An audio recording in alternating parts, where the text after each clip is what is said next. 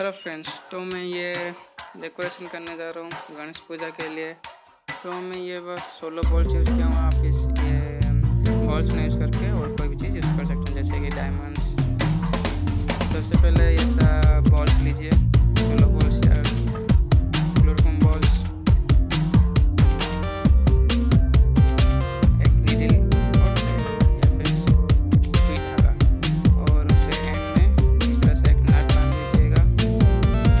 और फिर ये सोलो बॉल्स को लेके एक के बाद एक ऐसे डालते चले जाइए। ये हाइट आपके ऊपर डिपेंड करता है कि आप कितने हाइट रखना चाहते हैं। इस तरह से आप कितने हाइट रखना चाहते हैं, उस तरह से आप करते चले जाइए।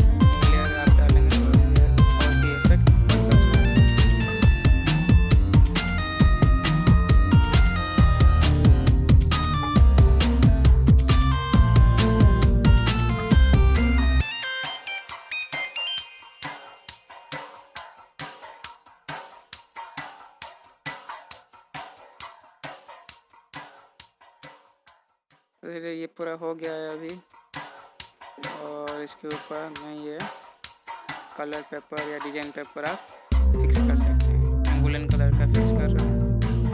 पहले हॉट ग्लू या नॉर्मल ग्लू यूज करके आप इसे फिक्स